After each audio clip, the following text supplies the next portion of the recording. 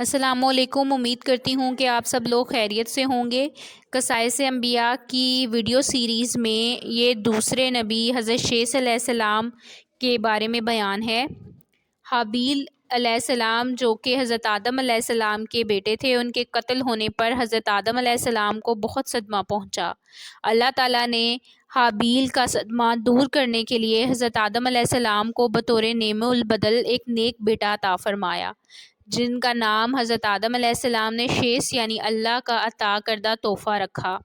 محمد بن اسحاق علیہ السلام بیان فرماتے ہیں کہ جب حضرت آدم علیہ السلام کی وفات کا وقت قریب آیا تو انہوں نے اپنے فرما بردار بیٹے حضرت شیث علیہ السلام کو دعوت تبلیغ کی وصیت فرمائی اور انہیں دن رات میں کی جانے والی عبادات کی تعلیم دی۔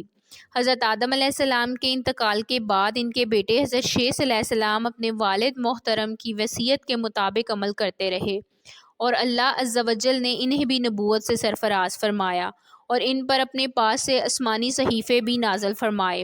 رسول صلی اللہ علیہ وآلہ وسلم نے فرمایا، اللہ تعالیٰ نے اپنے انبیاء پر 100 صحیفے اور 4 آسمانی کتابیں نازل فرمائیں، جن میں سے 50 صحیفے صرف حضرت شیث علیہ السلام پر نازل فرمائے۔ حضرت شیث علیہ السلام اپنے والد محترم کی وصیت کے مطابق تبلیغ دین کے فریضے کو احسن طریقے سے سر انجام دیتے رہے۔ جب ان کی موت کا وقت قریب آیا تو انہوں نے اپنے بیٹے انوش کے حق میں وصیت فرمائی۔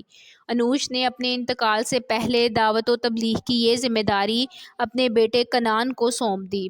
پھر کنعان نے اپنی وفات کے قریب اپنے بیٹے مہلائیل کو دعوت و تبلیغ کا منصب سونپا۔ مہلائیل پہلے وہ آدمی ہیں جنہوں نے شہر بسائے، مضبوط قلعے تیار کیے، شیطان کے لشکروں کو پہاڑوں اور گھاٹیوں میں منتشر کر دیا۔ ان کی حکومت 40 سال تک قائم رہی۔ مہلائیل نے اپنی وفات کے وقت وصیت کے ذریعے اپنے بیٹے یرد کو اپنا جانشین مقرر فرما دیا۔